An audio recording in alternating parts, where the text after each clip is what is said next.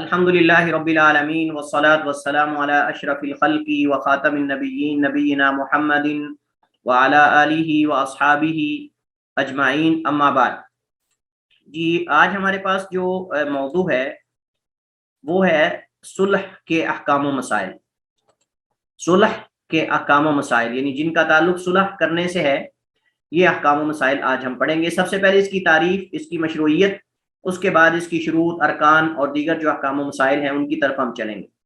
سب سے پہلی بات تو یہ ہے کہ یہ جو صلح کے احکام و مسائل ہیں، اس سے مراد وہ احکام و مسائل ہیں جن کا تعلق جو ہے وہ ان جھگڑوں سے ہے جن میں مالی معاملات کا تعلق ہوتا ہے، یعنی جن کا مالی معاملات سے تعلق ہے اور ان میں سے بھی حقوق العباد سے تعلق ہے، یہ ہمارا اصل موضوع ہے۔ باقی جو دیگر حقوق کے حوالے سے معاملات ہیں وہ ہمارا موضوع نہیں ہے۔ یہاں صلح سے مراد جو مالی معاملات سے متعلق صلح ہوتی ہے وہ ہے، باقی جو دیگر جھگڑے ہیں، دیگر احکام و مسائل ہیں، ان کا الگ ایک موضوع انشاءاللہ باقاعدہ وہ ہم اس پہ انشاءاللہ بات کریں گے، وہ الگ آئے گے انشاءاللہ، آئے گا اس حوالے سے۔ تو سب سے پہلے ہم اس کی تعریف پر بات کرتے ہیں۔ صلح کی تعریف لغوی اعتبار سے یہ 3 ابواب سے مصدر ہے، یعنی اس کے 3 باب آتے ہیں۔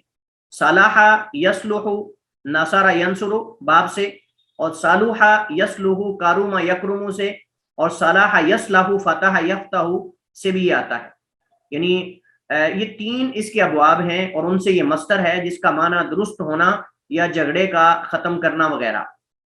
درست ہونا یا جھگڑے وغیرہ کا ختم کرنا بھی اس کا معنی ہوتا ہے، اور اس سے صلاحن بھی آتا ہے۔ صلاحن کا معنی بھی درست ہونا ہی ہے، ٹھیک ہونا، درست ہونا، نیک ہونا، اس معنی میں بھی یہ مستعمل ہے۔ تو بہرحال یہ باب بہت وسیع ہے اور اس کے مختلف جو ہے وہ صیغے ہیں، اور اس اعتبار سے اس کے مختلف جو ہے وہ معنی کیے جاتے ہیں۔ تو اصطلاحی اعتبار سے اس سے مراد، صلح سے مراد ایسا عقد یا معاہدہ ہے جس کے سبب 2 جھگڑا کرنے والوں کے جھگڑے کو ختم کیا جائے۔ ایسا عقد یا معاہدہ جس کے سبب 2 جھگڑا کرنے والوں کے جھگڑے کو ختم کیا جاتا ہو، اسے جو ہے وہ صلح کہتے ہیں۔ صلح کی مشروعیت کتاب و سنت اور اجماع امت سے ثابت ہے۔ قرآن کریم میں صلح کی مثال موجود ہے، اور ایک نہیں بلکہ کئی مثالیں، جیسے آگے انشاءاللہ ہم قرآن و سنت کے اندر صلح کی اقسام ذکر کریں گے اور اس میں آیات کے نمبر ذکر کیے جائیں گے، لیکن ان میں سے ایک یہ ہے۔ اللہ تعالیٰ قرآن کریم میں فرماتا ہے وَإِنِ امْرَأَةٌ خَافَتْ مِنْ بَالِهَا نُشُوزًا أَوْ إِعْرَاضًا فَلَا جُنَاحَ عَلَيْهِمَا أَنْ يُصْلِحَا بَيْنَهُمَا صُلْحًا وَصُلْحُ خَيْرٌ۔ اور اگر کوئی عورت اپنے خامد سے کسی قسم کی زیادتی یا بے رخی سے ڈرے، اس کو ڈر ہو اپنے خامد کی طرف سے زیادتی کا یا بے رخی کا یا اعراض کا، فلا جناح علیہما، ان دونوں پر کوئی گناہ نہیں، ان یصلحا بینہما، کہ وہ دونوں میں صلح کر لیں آپس میں۔ صلحن، صلح کرنا، یہ تاکید ہے، اور عموماً مصدر مؤکد لایا جاتا ہے پہلے ماضی یا مضارع کی معنی کی تاکید کے لیے، جیسے قرآن کریم میں ہے نا وَكَلَّمَ اللَّهُ مُوسَى تَكْلِيمًا، وَكَلَّمَ اللَّهُ مُوسَى تَكْلِيمًا۔ تو کلم اللہ کے اندر معنی تو پورا ہو رہا ہے کہ اللہ نے موسیٰ سے کلام کی، لیکن اس چیز کو ثابت کرنے کے لیے کہ اللہ نے واقعتاً ہی کلام کی ہے، حقیقت میں کلام کی ہے، متکلمین کی طرح نہیں کہ جو اس کے اندر تعویلیں کرتے ہیں کہ نہیں اللہ تعالیٰ نے کلام نہیں کی، بلکہ وہ تو درخت کے اندر سے نعوذ باللہ آواز آ رہی تھی، اللہ تو بول ہی نہیں سکتا، اللہ کے اندر تو یہ صفت ہے ہی نہیں، تو مطلب وہ تعویلیں نہیں، بلکہ اللہ تعالیٰ نے ان سب کا رد کرنے کے اللہ نے فرمایا وَكَلَّمَ اللَّهُ مُوسَى تَكْلِيمًا، اللہ نے موسیٰ سے کلام کی، کلام کرنا۔ تو یہ مصدر مؤکد جو لایا جاتا ہے، یہ پہلے معنی کی ماضی ہو یا مضارع اس کی تاکید کے لیے لایا جاتا ہے، جیسے یہاں ہے ان یصلحا بینہما صلحا، کہ وہ دونوں صلح کریں آپس میں، صلح کرنا، یعنی جو یصلحا کے اندر معنی ہے اس کی تاکید کے لیے صلحن مصدر لایا گیا۔ وصلح خیر، اور صلح جو ہے وہ بہتر ہے اور اس میں خیر ہی ہوتی ہے، صلح جو ہے یہ بہتر ہے اور اس میں خیر ہی ہوتی ہے۔ اس طرح اللہ تعالیٰ قرآن کریم کی سورہ انفال آیت نمبر 1 میں فرماتا ہے فاتقوا اللہ واصلحوا ذات بینکم، بس اللہ سے ڈر جاؤ اور آپس کے تعلقات درست کر لو، ٹھیک کر لو، واصلحوا، اور سنوار لو، بہتر کر لو، ذات بینکم، آپس کے تعلقات کو، یعنی بہتر کر لو، صلح مراد ہے۔ اور اسی طرح سورہ حجرات آیت نمبر جو ہے وہ 10 کے اندر موجود ہے، اللہ تعالیٰ فرماتا ہے انما المؤمنون اخوہ فاصلحوا بین اخویکم واتقوا اللہ لعلکم تفلحون، کہ بے شک مومن آپس میں بھائی بھائی ہیں، یعنی وہ دونوں آپس میں بھائی ہیں، فاصلحوا بین اخویکم، تو اپنے بھائیوں کے درمیان صلح کروا دو، واتقوا اللہ، اللہ سے ڈر جاؤ، لعلکم ترحمون، تاکہ تم رحم کیے جاؤ یا تم پر رحم کیا جائے۔ یہ تو قرآن کریم سے صلح کی مثالیں ہیں کہ قرآن کریم کے اندر باقاعدہ اس پر ابھارا گیا ہے، ترغیب دلائی گئی ہے اور اس کو اجر عظیم قرار دیا گیا ہے، اس سے بڑا کوئی اجر نہیں۔ نبی کریم علیہ الصلوۃ والسلام نے باقاعدہ اس کے فضائل و مناقب بیان کیے ہیں، جو کہ ہمارا موضوع نہیں ہے۔ سنت میں اس کی مثال حدیث موجود ہے، اور یہ تمام طرح کی صلح کو شامل ہے، تمام طرح کی صلح کو شامل ہے۔ حضرت عمر بن عوف رضی اللہ تعالیٰ عنہ روایت کرتے ہیں، قالا، انہوں نے کہا، سمیت رسول اللہ صلی اللہ علیہ وسلم یقول، میں نے نبی کریم علیہ الصلوۃ والسلام کو یہ فرماتے ہوئے سنا، آپ نے فرمایا، الصلح جائز بین المسلمین، صلح مسلمانوں کے درمیان جس طرح بھی ہو جائز ہے، یعنی جس انداز سے بھی، جن شروط پر بھی ہو، صلح ہونی چاہیے، جائز ہے۔ الا صلحا، مگر وہ صلح حرم حلالا، جو کسی حلال کو حرام کر دے، او احل حراما، یا کسی حلال کو حرام کر دے، یعنی جن شروط پر بھی آپ صلح کریں یہ مطلوب ہے، صلح ہونی چاہیے، الا کہ اس کے اندر ایسی شروط رکھی جائیں کہ جو اللہ تعالیٰ کی حلال کردہ چیزوں کو حرام کر رہی ہوں یا حرام کردہ چیزوں کو حلال کر رہی ہوں، تو اس صورت میں پھر یہ صلح جائز نہیں ہے، جیسا کہ انشاءاللہ اس مسئلے پر آگے مزید وضاحت آئے گی اور علماء کا اختلاف بھی آئے گا کہ جب ایک بندے کو پتا ہو کہ اس بندے کے پاس میرا حق ہے لیکن وہ مان ہی نہیں رہا کہ آپ کا حق میرے پاس ہے یا نہیں، تو اس صورت کے اندر کیا وہ بندہ جو ہے وہ دستبردار ہو سکتا ہے اس حق سے، یا اس کے بدلے میں کچھ چیز لے کر مکمل حق چھوڑ دے یا کچھ چیز چھوڑ دے؟ یہ مسئلہ اختلافی، انشاءاللہ اس بارے میں آگے ایک اختلافی مسئلہ آ رہا ہے، تو انشاءاللہ یہ مزید واضح ہو جائے گا۔ تو اس حدیث کے اندر کسی بھی طرح کی صلح ہونی چاہیے، اور یہی اصل میں مطلوب ہے، مگر وہ صلح جس کے اندر کسی حلال کو حرام کیا جا رہا ہو یا حرام کو حلال کیا جا رہا ہو، وہ صلح جائز نہیں۔ اس کے علاوہ تمام طرح کی صلح جو ہے وہ جائز ہے اور درست ہے اور ہونی چاہیے۔ اجماع امت بھی اس پر ہے، تمام مسلمانوں کا صلح کی مشروعیت پر اجماع ہے، اور صدی در صدی، صدی در صدی، جیل در جیل، نسل در نسل اس پر مسلمانوں کا عمل رہا ہے، اور اس کی بے شمار مثالیں جو ہیں وہ موجود ہیں۔ سب سے پہلے جو مسلمانوں میں سب سے بڑی صلح ہوئی حضرت معاویہ اور حضرت حسن رضی اللہ تعالی عنہما کے درمیان ہوئی، کہ جب حضرت حسن رضی اللہ تعالی عنہ نے، حضرت رضی اللہ تعالی عنہما نے حضرت معاویہ رضی اللہ تعالی عنہ کے ہاتھ پر بیعت کر لی تھی اور ان سے صلح کر لی تھی اور دستبردار ہو گئے تھے ان کے حق میں، حالانکہ ان کو لوگوں نے خلیفہ بنا لیا تھا، حالانکہ ان کو لوگوں نے خلیفہ بنا لیا تھا، اور نبی کریم علیہ السلام کی یہ پیشین گوئی تھی کہ اللہ کے نبی علیہ السلام نے فرمایا تھا، ان ابنی ھذا سید، ان ابنی ھذا سید، کہ میرا یہ بیٹا سید ہے، اور اللہ تعالیٰ اس میرے بیٹے کے ذریعے دو مسلمانوں کی بڑی جماعتوں میں صلح کروائے گا۔ اللہ تعالیٰ اس میرے بیٹے کے ذریعے، یعنی مراد حضرت حسن تھے رضی اللہ تعالیٰ عنہ، حسن بن علی رضی اللہ عنہما، فرمایا کہ اس میرے بیٹے کے ذریعے اللہ تعالیٰ مسلمانوں کی دو جماعتوں میں صلح کروائے گا۔ اس کا مطلب یہ بھی ہے کہ اگر مسلمانوں میں بہمی اختلاف ہو جاتا ہے تو بہمی اختلاف کی وجہ سے کوئی کافر نہیں ہو جاتا، اگر کافر ہو جاتا تو اللہ کے نبی یہ نہ کہتے کہ میرا بیٹا دو مسلمانوں کی جماعتوں میں صلح کروائے گا۔ اور اللہ تعالیٰ نے قرآن کریم میں فرمایا، فاصلحوا بین اخویکم، اگر تمہارے بھائی آپس میں لڑ پڑتے ہیں تو ان میں صلح کرو۔ اللہ نے اخویکم کہا، اپنے بھائیوں میں، تو مطلب اس کا مطلب بھائی چارہ باقی ہے، اسلام باقی ہے، خالی لڑائی جھگڑے سے بندہ کافر نہیں ہو جاتا۔ تو لہٰذا جن صحابہ کرام کی تکفیر کی جاتی ہے اس وجہ سے کہ وہ نعوذ باللہ حضرت علی کے خلاف نکلے تھے یا ان کا آپس میں اختلاف ہوا تھا، اور اس وجہ سے ان کو کافر قرار دے دیا گیا ہے، چونکہ حضرت معاویہ رضی اللہ تعالیٰ عنہ کے لشکر کے لوگ، مطلب جو ان کے آپس میں کوئی اختلافات ہوئے تھے، تو یہ درست نہیں ہے، اجتہادی غلطی تھی، اور اس پر اگر ان کے آپس میں کوئی اختلافات ہوئے بھی ہیں تو انشاءاللہ وہ سارے مجتہد تھے، اور مجتہد اگر صحیح ہوتا ہے تو اس کو ڈبل اجر ملتا ہے، اگر غلطی کرتا ہے تو بھی اس کو اجر ملتا ہے، رضی اللہ تعالی عنہم اجمعین۔ صلح کی اقسام، قرآن و سنت میں 5 طرح کی صلحوں کا ذکر ہے جو کہ مندرجہ ذیل اقسام ہیں، مختصر ان کو ذکر کرتا ہوں۔ سب سے پہلے مسلمانوں اور کفار کے درمیان صلح، یہ 3 طریقوں سے ہوتی ہے، یعنی مسلمان اور کفار سے جو صلح ہوتی ہے یہ 3 طرح سے ہوتی ہے۔ سب سے پہلے یا تو جزیہ لے کر، ان سے جزیہ لیا جاتا ہے، یا معاہدہ کر کے، یا پھر ہدنہ۔ کون آپ میں سے بتائے گا ہدنہ کسے کہتے ہیں؟ سر یہ ہدیے سے نہیں، تحائف سے؟ نہیں، وہ ہدیہ ہوتا ہے، یہ ہدنہ ہے نون کے ساتھ۔ اچھا، اور کوئی ٹرائی کریں، تکے پر تکا۔ سر کسی خاص مدت کے لیے فیصلہ کر لینا کہ ہم اس دوران جو ہے وہ لڑائی نہیں کریں گے۔ ہاں ہاں ہاں ہاں، احسن احسن احسن، بالکل ٹھیک ہے۔ معاہدہ عام ہے، ہدنہ خاص ہے۔ ہدنہ ہوتا ہے جنگ بندی کا معاہدہ، اور معاہدہ جو ہوتا ہے یہ عام ہوتا ہے، مطلب کہ آپس میں تجارت کا معاہدہ بھی ہو سکتا ہے، آپس میں تعلقات، سیاسی تعلقات کا معاہدہ بھی ہو سکتا ہے، کوئی اور بھی معاہدہ ہو سکتا ہے۔ تو معاہدہ عام ہے لیکن ہدنہ خاص ہے، جنگ بندی کا معاہدہ کرنا۔ ہدنے کے اندر جنگ بندی کا معاہدہ ہوتا ہے کہ 10 سال تک، 5 سال تک ہم دونوں ملک آپس میں کسی طرح کی جنگ نہیں کریں گے، ہماری لڑائی بند ہے۔ جیسے صلاح الدین ایوبی جو ہے، انہوں نے کئی سالوں تک جو ہے وہ مطلب عیسائیوں کے بعض لوگوں سے بعض کے ساتھ جنگ لڑتے رہتے، دوسرے جو ان کے مد مقابل ہوتے تھے مثلا پیچھے سے حملہ کرنے کا اگر خدشہ ہوتا تھا تو ان سے ادنا کر لیتے تھے.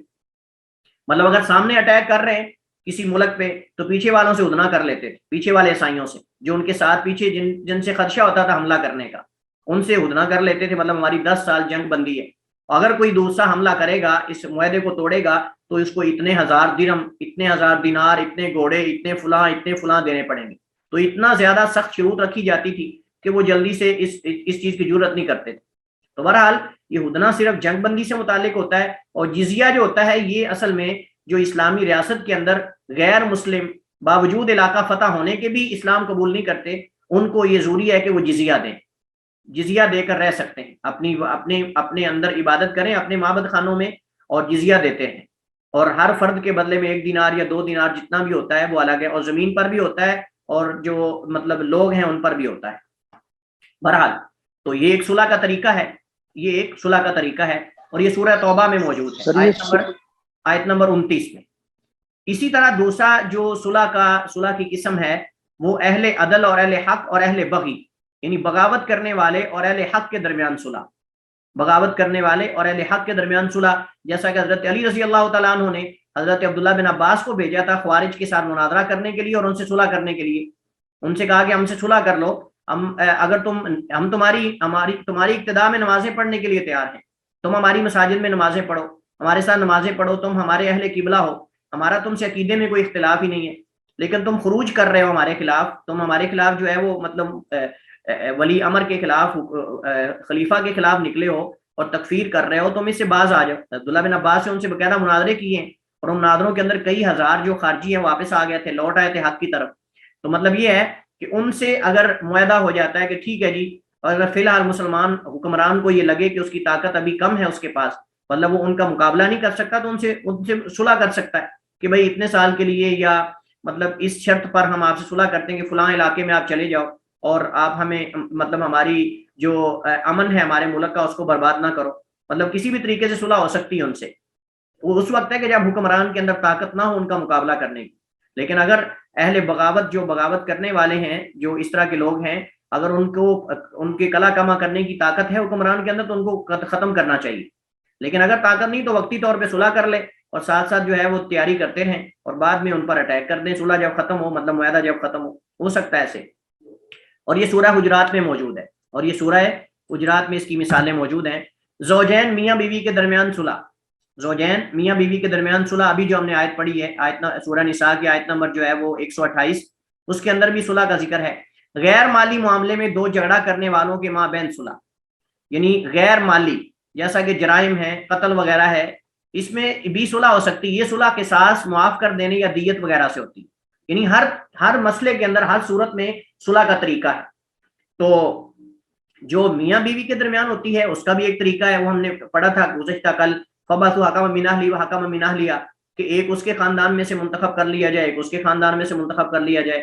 تو غیر مالی معاملات کا مطلب جو حقوق سے متعلق ہے، کسی کو کوئی قتل کر دیتا ہے، کسی کا ہاتھ کاٹ دیتا ہے، جرم کر لیتا ہے کسی کا، تو اس جرم کی پاداش میں پھر صلح کیسے ہوگی؟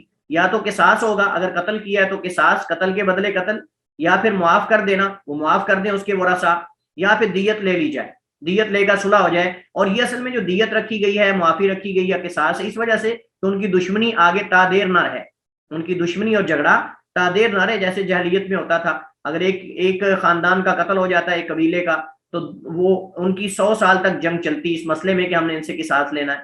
تو یہ معاملہ مطلب ختم نہ ہونے والا ہوتا تھا. تو یہ اس جھگڑے کو ختم کرنے کے لیے یا تو قصاص رکھا گیا ہے، اگر قصاص نہیں چاہتے تو معاف کر دیں، معاف بھی نہیں کرنا چاہتے تو پھر اس کی دیت لے لیں، اور وہ 100 اونٹ ہے جیسا کہ احادیث کے اندر موجود ہے. مالی معاملے میں 2 جھگڑا کرنے والوں کے مابین صلح کروانا یا صلح کرنا آپس میں ان کا، یہ وہ قسم ہے جس کا تعلق فقہ سے ہے، اور یہی ہمارا اصل موضوع ہے، اور یہی ہمارا اصل موضوع ہے اس وقت، یعنی جس کو ہم ابھی یہاں ڈسکس کرنے جا رہے ہیں. اور صلح کا موضوع یہاں مالی معاملات سے متعلق جو جھگڑے ہوتے ہیں ان میں صلح کیسے ہوگی، یہ اصل میں ہمارا موضوع ہے اس وقت، جس کو ہم یہاں ابھی ڈسکس کریں گے. صلح حدیبیہ جو ہے، اس میں آپ ہدنہ بھی اس کو کہہ سکتے ہیں، ہدنہ بھی آپ کہہ سکتے ہیں، اور یہ عام معاہدہ بھی ہو سکتا ہے. یہ معاہدہ بھی ہو سکتا ہے چونکہ اس کے اندر اور بھی چیزیں تھیں، خالی جنگ بندی کی باتیں نہیں تھی، اس کے اندر کچھ اور بھی چیزیں تھیں. تو یہ معاہدہ تھا، یہ خالی جو ہے وہ ہدنہ نہیں تھا. ہدنہ میں نے آپ کو بتایا خاص ہے صرف جنگ بندی کے بارے میں، لیکن معاہدہ عام ہے. اس کے اندر آپ جانتے ہیں کہ صلح حدیبیہ کے اندر بہت ساری چیزیں اور تھیں. وہ یہ کہ مسلمان عمرہ نہیں کر سکتے، اس سال واپس چلے جائیں، اور کئی چیزیں تھیں، اگلے سال آئیں گے، اور یہ ساری چیزیں جو ہوئی تھیں وہ آپ جانتے ہیں کہ خالی ہدنہ تو نہیں، اس کے اندر تو معاہدے بھی ہیں، لہٰذا معاہدہ کہنا زیادہ مناسب بنسبت ہدنے کے. جی یہ ہمارا موضوع ہے، یعنی دو مالی معاملات میں دو جھگڑا کرنے والوں کے مابین صلح کیسے ہوگی، اس کی شروط کیا ہیں، اس کی اقسام کیا ہے، یہ ہے. تو چوتھا ہمارا جو پوائنٹ ہے اس آج کے موضوع کا وہ ہے اموال میں صلح کی اقسام، یعنی مالوں میں صلح کی اقسام جو ہیں وہ دو ہیں. سب سے پہلے ایسی صلح جس میں مدعا علیہ اقرار کرے، جس میں مدعا علیہ مدعی کے دعوے کو تسلیم کر لے. یعنی ایک بندے نے کسی کے بارے میں دعویٰ کیا کہ اس پر میرا قرض ہے، اور وہ آگے سے تسلیم کر لیتا ہے، تو اب اس میں آپس میں ان کی صلح کروانے کے لیے جو فیصلہ ہو جائے اس کو ان کو تسلیم کرنا پڑے گا. تو یہ پہلی صورت ہے، یعنی ایسی صلح جس میں مدعا علیہ اقرار کر لے جس پر دعویٰ کیا گیا، یعنی جو مدعی نے اس کے بارے میں دعویٰ کیا ہے وہ اسے تسلیم کر لے، اور پھر کسی جائز شرط پر صلح کا مطالبہ کرے، یہ بالاتفاق جائز ہے. یعنی وہ کہہ جی ہماری صلح کروا دو لیکن میں اس کو 1 مہینے کے بعد پیسے دے دوں گا، یا ابھی میرے پاس نہیں ہے وہ چیز جو اس کی تھی، میں وہ اس کو مطلب استعمال کر چکا ہوں لیکن 1 مہینے کے بعد دے دوں گا، 1 سال کے بعد دے دوں گا. اب اس پہ ان کی صلح ہو جاتی ہے، ٹھیک ہے جی معاہدہ ہو جاتا ہے تو بس ٹھیک ہے. دوسری قسم ہے ایسی صلح جس میں مدعا علیہ انکار کر دے. مدعا علیہ کہ میں نے تیرے پیسے دینے ہی نہیں، وہ کہ میں نے اس کو گاڑی دی تھی یا میں نے بائک دی تھی، وہ کہتا ہے میں نے اس سے کچھ لیا ہی نہیں. وہ مطلب کہ اس کے گھر پہ قبضہ کر لے یا کچھ بھی، اور وہ دعویٰ کر رہا ہے وہ آگے سے مان ہی نہیں رہا.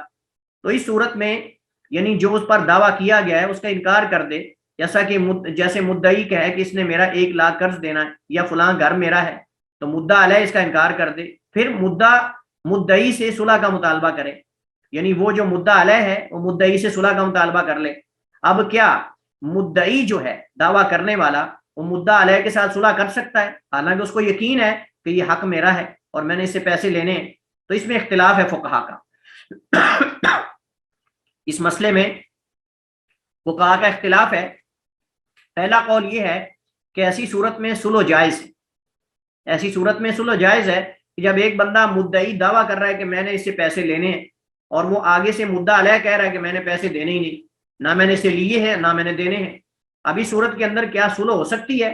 یعنی کوئی درمیانی راہ نکال لی جائے، کوئی حل ایسا نکالا جائے کہ کچھ پیسے وہ دے دے، یعنی کوئی بھی ایسا حل. تو کیا ایسا ہو سکتا ہے؟ تو جمہور علماء کہتے ہیں پہلا قول یہ ہے کہ ہو سکتا ہے، صلح ہو سکتی ہے، لیکن اس صورت میں کہ جب مدعی کو یقین ہو یا اعتقاد اس کا ہو کہ میں صحیح ہوں، میں نے اس سے پیسے لینے ہیں، اور مدعا علیہ جو ہے وہ سمجھ رہا ہو کہ مطلب یا تو وہ انکار کر دے یا خاموش ہو جائے. جھگڑا ختم کرنے کے لیے مدعی سے کسی چیز کے عوض میں صلح کر لے اور وہ کہہ دے مدعی کو کہ ٹھیک ہے جی ہم صلح کر لیتے ہیں، آپ کیا چاہتے ہو، لیکن میں نے آپ کے پیسے دینے کوئی نہیں، مطلب میں نے لیے ہی نہیں آپ سے تو میں دوں کہاں. یا خاموش ہو جاتا ہے، کہتا چلے یار چھوڑیں ہم صلح کر لیتے ہیں. تو مطلب اس صورت میں کیا صلح ہو سکتی ہے جبکہ مدعی کو پتا ہے کہ میں نے اس کو مال دیا اور اس سے میں نے مال لینا ہے؟ تو جمہور کہتے ہیں ہو سکتی. ان کی دلیل کیا ہے؟ ان کی دلیل عام جو صلح کے دلائل ہیں جو ابھی ہم نے پڑھے ہیں، وہ کہتے ہیں کہ شریعت نے صلح پر ابھارا ہے، صلح کرنی چاہیے، لڑائی جھگڑا ختم کرنا چاہیے. اور یہ حدیث کے اندر آتا ہے کہ بہمی لڑائی جھگڑا جو ہے یہ مونڈ دینے والا ہے، انسان کے دین کو مونڈ دیتا ہے، نقصان دیتا ہے دین کو بھی، لہٰذا مسلمانوں کی قوت اور طاقت کمزور ہو جاتی ہے. فہیہ کالحالقہ جیسے حدیث کے اندر آتا ہے. اس طرح کے دلائل ہیں. انہوں نے کہا کہ ٹھیک ہے صلح ہونی چاہیے کیونکہ اگر صلح نہیں کریں گے تو یہ اختلاف بڑھتا جائے گا. لیکن دوسرا قول یہ کہ ایسی صورت میں صلح جائز نہیں، یہ شافعیہ کا قول ہے.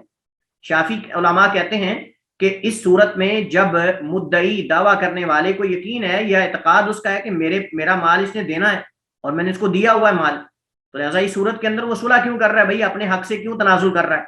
اس صورت میں اس کو اپنا حق لینا چاہیے. انہوں نے کہا کہ یہ ایک صلح ہے جو حلال کو حرام یا حرام کو حلال کرنے والی. اور ہم نے ابھی حدیث پڑھی ہے کہ نبی کریم علیہ السلام نے فرمایا کہ ہر طرح کی صلح جائز ہے سوائے اس صلح کے جس کے اندر حلال کو حرام اور حرام کو حلال کیا جانے والا ہو.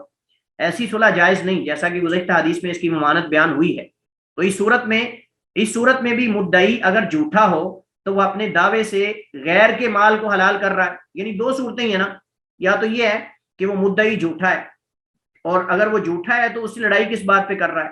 اور اگر وہ صلح کی عوض میں کوئی چیز لیتا ہے مدعا علیہ سے تو یہ حرام لے رہا ہے کیونکہ اس نے اصل میں اس سے پیسے لینے ہی نہیں، تو کس بنیاد پہ وہ عوض لے رہا ہے صلح کا؟ یا تو جھوٹا ہے، اس صورت میں غلط لے رہا ہے، اور اگر وہ سچا ہے تو کہتے ہیں کہ وہ اپنے حق سے وہ تنازل کر رہا ہے اور اپنے آپ پر اپنے مال کو حرام کر رہا ہے. یعنی اگر تو وہ جھوٹا ہے تو پھر حرام مال لے رہا ہے، اور اگر وہ اپنے دعوے میں سچا ہے تو اس نے صلح کے ذریعے اپنے مال کا ایک حصہ خود اپنے اوپر حرام کر لیا ہے.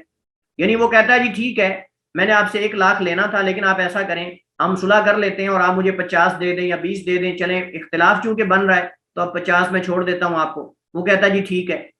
اب کہتے ہیں کہ اس صورت میں گویا کہ اس نے اپنا مال جو لینا تھا اس سے آدھا اپنے اوپر حرام کر لیا ہے اور آدھے پہ اسے صلح کر لی، تو گویا کہ اپنے حق کو چھوڑ رہا ہے. یہاں حق کو نہیں چھوڑنا چاہیے، یہ ان کی ایک دلیل ہے. لیکن صحیح بات یہ ہے کہ راجح موقف جمہور کا قول ہے، کیونکہ جو صلح کے دلائل بے شمار ہیں اور صلح مطلوب ہے. اور دوسری بات یہ ہے کہ ان کا یہ کہنا کہ اگر وہ صلح کر لیتا ہے، الگ اس کو پتا ہے کہ اس نے اس سے پیسے لینے ہیں، تو گویا کہ اپنے اوپر اپنا مال حرام کر رہا ہے جو واپس نہیں لے رہا اس سے، اور اس سے تنازل کر رہا ہے اور اس کے ساتھ جو ہے وہ مطلب کہ صلح کر رہا ہے. تو ہم کہتے ہیں کہ یہاں تھوڑا اگر آپ غور سے سوچیں تو اگر وہ اس سے صلح نہیں کرتا تو وہ تو پہلے ہی تسلیم نہیں کر رہا، وہ تو پہلے ہی تسلیم نہیں کر رہا کہ میں نے اس کا مال دینا ہے. لہٰذا اگر وہ صلح نہ کرے اور جھگڑا چلتا رہے تو وہ تو بالکل بھی نہیں دے گا. لہذا صلح کے ذریعے جو مال دے رہا ہے وہ تو لے لے. اگر وہ صلح کر رہا ہے، صلح نہیں کرتا تو اس طرح تو وہ پورا مال ہی اپنے اوپر حرام کر رہا ہے اپنا. لیکن اگر وہ صلح کر لیتا ہے تو کچھ نہ کچھ تو ملے گا نا اس کو. تو اس وجہ سے ہم کہتے ہیں کہ اس کو صلح کرنی چاہیے.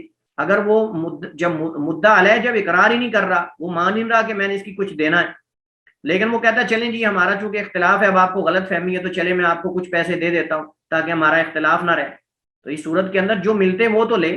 اختلاف کو ختم کرنا چاہیے، کیونکہ اگر اختلاف باقی رہتا ہے تو ہو سکتا ہے وہ جو دے رہا ہے وہ بھی نہ دے. تو اس وجہ سے ہم کہتے ہیں کہ افضل یہ ہے کہ وہ اس کو لے لینے چاہیے، اور یہی جمہور کا موقف زیادہ راجح ہے، واللہ اعلم. صلح کے ارکان. صلح کے ارکان کیا ہے؟ یعنی ارکان سے مراد وہ چیزیں ہیں جن کے بغیر صلح مکمل نہیں ہوتی، جن کا صلح کے اندر ہونا جو ہے وہ ضروری ہے، جیسے کہ ہم طلاق کے اندر، نکاح کے اندر، ضمانت کے اندر اور تمام مسائل کے اندر ہم نے باقاعدہ اس کے ارکان جو ہے وہ پڑھے ہیں. تو صلح کے اندر جو اس کے ارکان بنتے ہیں اس میں سب سے پہلے تو فریقین ہیں. سب سے پہلے صلح کرنے والے فریقین ہیں، یعنی جن کا آپس میں جھگڑا ہے اور وہ دونوں آپس میں صلح کر رہے ہیں. اگر فریق ہی ایک ہے تو صلح کس سے کرے گا؟ وہ جھگڑا ہی نہیں جب، تو صلح کیسے کرے گا؟ اور جب کوئی ایشو ہی نہیں تو پھر صلح کس بات پہ ہے؟ جھگڑا ہی نہیں تو صلح بھی نہیں ہوگی. لہٰذا 2 فریقین کا جب آپس میں اختلاف ہے تو اس فریقین کا ہونا ضروری ہے، ایک فریق نہیں، اس کے اندر 2 فریق ہونے چاہیے. جیسے ہم نے کہا کہ نکاح کے اندر مثلا اس کے ارکان میں سے یہ ہے کہ تعین ہو، یعنی لڑکی اور لڑکے کا تعین ہو، اور اسی طرح جو ہے وہ الفاظ ہوں اور فلاں چیز ہو. تو ایسے اس کے اندر ہے کہ صلح کرنے والے فریقین ہونے چاہیے. ایجاب و قبول ہو، یعنی فریقین کی رضامندی. ایجاب و قبول ہر چیز کے اندر لازم ہے، کاروبار کے اندر، تجارت کے اندر، نکاح. تو ہم پہنچے ہیں صلح کے ارکان تک. جمہور اہل علم کے ہاں صلح کے 4 ارکان ہیں. سب سے پہلے صلح کرنے والے یعنی فریقین، ایجاب و قبول، اور اس کے بعد مصلح عنہ، مصطلح عنہ، مصطلح عنہ، مصطلح علیہ، یعنی جس کی وجہ سے صلح کی جا رہی ہے، جس مسئلے سے اور جس پر صلح کی جا رہی ہے. تو محل نزاع یہ مصطلح عنہ ہے، مصطلح عنہ، اور مصطلح علیہ وہ بدل ہے، یعنی صلح کا جو عوض ہے. مصطلح عنہ یعنی محل نزاع، جس معاملے کے بارے میں صلح ہو رہی ہے، جس وجہ سے جھگڑا چل رہا ہے وہ چیز ہے. مصطلح عنہ یعنی محل نزاع، جس وجہ سے جھگڑا ہے. اور مصطلح علیہ یعنی بدل، جو اس صلح کے عوض میں دیا جا رہا ہے، یعنی جس چیز کو بدلے میں جو ہے وہ صلح کے دیا جا رہا ہے، یعنی صلح کا بدل.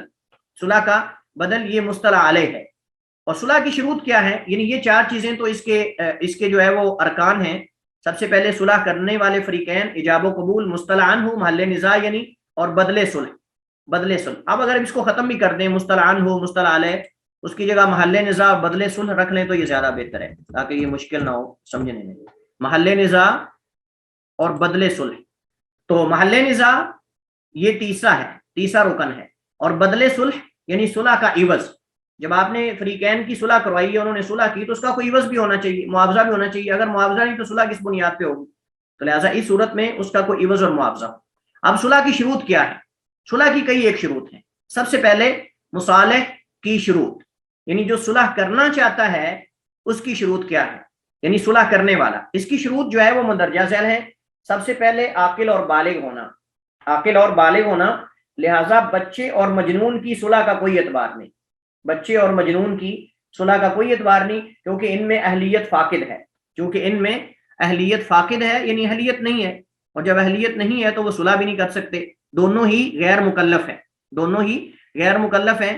لہٰذا یہ نہ ہو کہ کوئی قوم کسی بچے کو بھیج دے کہ جاؤ صلح کر لو، بچہ صلح کر کے آ جائے اور بعد میں جو ہے وہ ان کی جنگ شروع ہو جائے، وہ دور سے حملہ کر دیں، وہ کہیں کہ آپ نے بچے کو بھیج دیا ہے. یا مطلب اس طرح کے معاملات ہو سکتے ہیں کسی بھی معاملے کے اندر. تو لہٰذا بچے اور جو غیر مطلب جو پاگل ہیں، مینٹل ہیں، عقل کے فاقد ہیں، ایسے لوگوں کا کوئی اعتبار نہیں. ہاں ایک اور مسئلہ وہ یہ ہے اس کی شروط میں سے، یعنی مصالح جو شروط جو صلح کرنے والا ہے، مصالح جو صلح کرنے والا ہے، اگر کوئی بچے کی طرف سے صلح کر رہا ہے، یا تو بذات خود بچہ کرتا ہے یا جو پاگل ہے تو اس کی صلح کا اعتبار نہیں، اور اگر کوئی بچے کی طرف سے صلح کر رہا ہے تو اس کی بھی کوئی شروط ہے، اس کی بھی کوئی شروط ہے. یعنی بچہ کسی کو اپنا جو ہے وہ نائب بنا دیتا ہے یا اپنا سرپرست بنا دیتا ہے کہ تم میری طرف سے صلح کر لو، اس معاملے کے اندر اس کو انوالو کر دیتا ہے. تو بچے کی طرف صلح کرنے والا اس کے مال میں مکمل حق تصرف رکھتا، ایسا شخص ہو کہ جس کو اس بچے کے یا پاگل کے مال میں مکمل حق تصرف ہو، اس کو استعمال کر سکتا اس کے مال کو. اور دوسرا یہ ہے کہ وہ بچے کے لیے ظاہری طور پہ نقصان دینا ہو، یعنی وہ صلح جو کر رہا ہے، جس چیز پر صلح کر رہا ہے، وہ بچے کے لیے نقصان دینا ہو. یہ نہ ہو کہ بچے کو اس کا نقصان پہنچ رہا ہو. تو لہٰذا اس کو ایک تو مال پہ تصرف ہونا چاہیے، حق تصرف، اور دوسرا یہ ہے کہ اس میں بچے کا ظاہری کو نقصان نہ ہو، بچے کا کوئی ظاہری نقصان نہ ہو کہ جس سے بعد میں مستقبل میں بچے کے پاس سے جو زمین ہے وہ جاتی رہے، یا اس کا کوئی اور نقصان ہو، جانی نقصان ہو جائے. ایسی صلح نہیں ہونی چاہیے. دوسری جو شرط ہے وہ یہ ہے مصالح علیہ. مصالح علیہ کی شروط یعنی صلح کا بدل، ابھی جو ہم نے ذکر کیا تھا مصالح علیہ یعنی بدل، جس کے بدلے میں صلح کی جا رہی ہے، اس کی شروط مندرجہ ذیل. سب سے پہلے وہ چیز قابل انتفاع ہو، وہ چیز قابل انتفاع ہو، یعنی اس سے فائدہ اٹھانا بھی ممکن ہو اور مباح بھی ہو، اور مباح بھی ہو، حرام نہ ہو. یعنی کسی حرام اور بے فائدہ چیز پر صلح نہیں ہو سکتی. یعنی کہ مثال کے طور پر وہ کہے یار ایسا کرو کہ میں نے آپ کے پیسے دینے تھے یا نہیں دینے تھے، یہ تو معاملہ الگ ہے، لیکن ہم صلح کر لیتے ہیں. صلح کس بات پہ کر لیتے ہیں کہ میں آپ کو 100 خنزیر پکڑ کے دیتا ہوں، میں آپ کو 100 خنزیر جو ہے وہ جنگل سے پکڑ کے دیتا ہوں، لہٰذا وہ خنزیر آپ لے جانا اور ہماری صلح ہو جائے. یا میں آپ کو اتنے مٹکے شراب کے دیتا ہوں، یا میں آپ کو فلاں حرام چیز دیتا ہوں. یا وہ کہے کہ آپ جاؤ ایسا کرو فلاں جگہ سے ایک ٹرالہ بجری کا اٹھا لو، ایک ٹرالہ جو ہے وہ بجری کا، اور بجری بھی ایسی جو بڑے بڑے پتھر ہیں جن کا کوئی فائدہ ہی نہیں، مطلب اس طرح کی کوئی چیز دے دے کہ جاؤ وہاں وہ لے لو اور ہماری صلح ہوگی، اور وہ چیز کی اس کو ضرورت ہی نہیں، نہ کسی دوسرے کو ضرورت ہے، قابل انتفاع نہیں ہے، اس سے فائدہ اٹھانا ممکن ہی نہیں. تو اس صورت میں ایسی چیز جو ہے وہ صلح کا معاوضہ نہیں بن سکتی، ایسی چیز صلح کا معاوضہ نہیں بن سکتی. ایسی چیز ہونی چاہیے کہ جو قابل انتفاع ہو اور اس سے فائدہ اٹھایا جا سکتا ہو.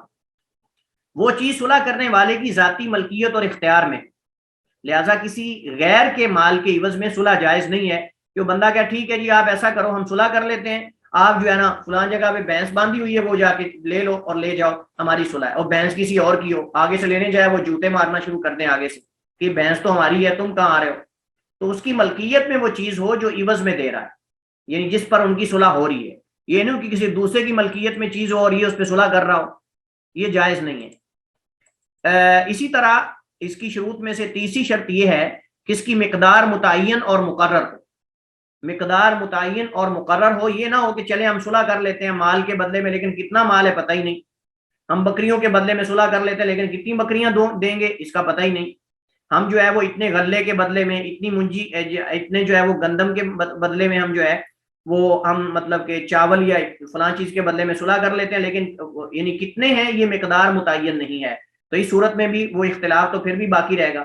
کسی مجہول یا مجہول یعنی قیمت یا چیز کے عوض صلح جائز نہیں ہے. یعنی مراد مجہول قیمت ہو یا مجہول چیز ہو، قیمت مجہول ہے یا چیز مجہول ہے، تو اس صورت میں صلح جائز نہیں، کیونکہ اس سے جھگڑا تو پھر بھی باقی رہے گا، جھگڑا تو ختم ہوگا ہی نہیں. ایک ہے مصالح عنہ، یعنی جس جو ہے وہ چیز سے جھگڑا وغیرہ سے صلح کی جا رہی ہے، جس چیز یا جھگڑے وغیرہ سے صلح کی جا رہی ہے. جس چیز یا جھگڑے وغیرہ صلح کی جا رہی ہے اس کو مصالح عنہ کہتے ہیں. اس کی شروط مندرجہ ذیل ہے. نمبر 1، اس کا تعلق حقوق العباد سے ہو. اس کا تعلق حقوق العباد سے ہو، حقوق اللہ سے نہیں. لہذا چوری، شراب، زنا، بدکاری، اس پر آپ صلح نہیں کر سکتے. جیسے میں نے آپ کے سامنے حدیث ذکر کی تھی کہ نبی کریم علیہ السلام کے زمانے میں ایک بندہ جو تھا، اس کی جو لونڈی ہے، اس کی لونڈی کے ساتھ اس کی بیوی کے ساتھ اس کے غلام نے یا اس کے خادم نے بدکاری کر لی. اس نے کہا ہم ایسا کرتے ہیں کہ 100 بکریاں دے دیتا ہوں. اس کے مالک نے کہا، اس غلام کے مالک نے کہا میں آپ کو نا 100 بکریاں اور ایک لونڈی دے دیتا ہوں، لہٰذا آپ معاملہ جو ہے وہ چھوڑ دو، رفع دفع کر دو. لیکن جب ان کو بتایا گیا کہ اس پر تو کوڑے ہیں 100، تو نبی علیہ السلام تک جب معاملہ پہنچا تو آپ نے کہا کہ بکریاں تمہیں واپس کر دی جائیں گی، تمہاری لونڈی بھی واپس کر دی جائے گی، اور جو تمہارا بیٹا ہے یعنی جس نے دیا تھا، فرمایا کہ تمہارے بیٹے کے اوپر کوڑے لگیں گے 100. اور فرمایا کہ حضرت انیس کو آپ نے بھیجا، حضرت انیس کو اغدو یا انیس فإن استقرها فرجمها، کہ اس کی بیوی کی طرف جاؤ صبح صبح، الی امرأتی ھذا، اس کی بیوی کی طرف جاؤ، فإن استقرت، اگر وہ اس کا اقرار کر لے یعنی اس جرم کا، فرجمها، تو اسے رجم کر دو. اس حدیث کے اندر یہ ہے کہ اس بندے نے یعنی اس لڑکے کے والد نے 100 بکریاں دینے کی کوشش کی کہ تاکہ حد نہ لگے، لیکن نبی کریم علیہ السلام کو جب پتہ چلا تو آپ نے اس پر حد لگائی، بکریاں واپس کر دی، کیونکہ یہ اللہ کا حق ہے. حدود اللہ جو ہیں یہ اللہ کی حدیں ہیں، اس کے اندر آپ صلح نہیں کر سکتے کسی سے. جب چوری کا معاملہ حکمران تک پہنچ جائے، قاضی تک پہنچ جائے، حد نافذ کرنے والے تک، زنا کا معاملہ پہنچ جائے، اس سے پہلے آپ معاف کر سکتے ہیں، مطلب آپ اس پہ پردہ ڈال دیں، اس کو معاف کر دیں. لیکن جب حکمران تک معاملہ پہنچ جائے تو اس وقت جو ہے وہ کوئی معاف نہیں کر سکتا، حتیٰ کہ بذات خود حکمران بھی معاف نہیں کر سکتا، یعنی جب حدود اللہ کا معاملہ ہو. البتہ اگر کوئی تعزیری سزا ہے، کوئی حد سے نیچے والا کوئی اگر جرم ہے تو اس میں وہ معاف کر سکتا ہے، اس پہ صلح بھی ہو سکتی ہے. وہ چیز صلح کرنے والے کا حق ہو. لہٰذا اگر وہ اس کا حق نہیں، اس صورت میں صلح کے عوض کچھ لینا حرام ہے. یعنی جس چیز پہ ان کا جھگڑا ہو رہا ہے وہ اس کا حق ہو تو صلح اس پہ کرے، جب اس کا حق ہی نہیں تو صلح کس بات پہ کر رہا ہے. وہ چیز معلوم اور متعین ہو. لہٰذا مجہول چیز سے صلح باطل ہے، یعنی پتہ ہی نہیں جس چیز کی وجہ سے صلح ہو رہی ہے، جو جھگڑا کس وجہ سے ہے اس کا پتہ ہی نہیں، تو صلح کس بات پہ ہو رہی ہے. کچھ تنبیہات ہیں. سب سے پہلے 3 تنبیہات ہیں، جلدی سے ذکر کر لیتے ہیں اسی میٹنگ میں. صلح ہوتے ہی فریقین کے درمیان جھگڑا ختم ہو جائے گا. اس کے بعد دونوں میں سے کسی کا دعویٰ بھی نہیں سنا جائے گا. اگر صلح ہوگی ہے تو دوبارہ صلح کرنے کے بعد پھر ایک بندہ آ جائے وہی ان میں سے کہے کہ نہیں مجھے غلطی ہوئی ہے، ایسا نہیں بلکہ ایسا تھا، نہیں. جب صلح ہوگی تو بس معاملہ ختم ہے، دوبارہ وہ اس پہ دعویٰ نہیں کر سکتا. جس چیز کے عوض صلح ہو، اگر اس میں کوئی عیب ہو یا دھوکہ وغیرہ ہو تو فریق ثانی کو وہ چیز واپس کرنے یا صلح ختم کرنے کا اختیار ہے. یعنی ایک بندے نے کہا چلے ہم صلح کر لیتے ہیں، میں آپ کو جو ہے وہ فلاں چیز دیتا ہوں، لیکن پتہ چلا کہ وہ چیز ہی جعلی ہے یا وہ چیز غلط تھی، وہ فراڈ تھا، اس کی ملکیت میں ہی نہیں تھی. اب اس صورت میں جو صلح کرنے والا ہے جس نے وہ چیز لی ہے، چاہے تو چیز واپس کر کے اس کا بدل لے لے، متبادل لے لے، یا پھر وہ صلح ختم کر دے، کینسل کر دے، دوبارہ پھر دعویٰ اس کے خلاف عدالت میں کر سکتا ہے. جب صلح کسی شرط کے جائز نہ ہونے کے سبب باطل ہو جائے، یعنی صلح کرتے ہوئے کوئی ایسی شرط رکھ دی جائے کہ جس وجہ سے وہ صلح باطل ہو گئی ہے، تو مدعی اپنے اصلی دعوے کی طرف دوبارہ لوٹے گا، دوبارہ پھر مدعی دعویٰ کرے گا. اور اس وقت یہ ہوگا کہ جب مدعا علیہ انکار کر دے. یہ اس وقت تک جب مدعا علیہ انکار کر دے، لیکن جب مدعا علیہ تسلیم کر رہا ہے تو پھر وہ پہلے والا دعویٰ ہی چلتا رہے گا. پھر نئی طریقے سے کوئی اور شروط جو ہے وہ اس کے اندر رکھی جائیں گی اور وہ صلح جو ہے وہ اس کے مطابق کی جائے گی. یہ تھے ہمارے صلح کے احکام و مسائل، اسی پر اکتفا کرتے ہیں. واللہ تعالی اعلم و احکم، وصلی اللہ وسلم علی نبینا محمد وعلی آلہ وصحبہ وسلم.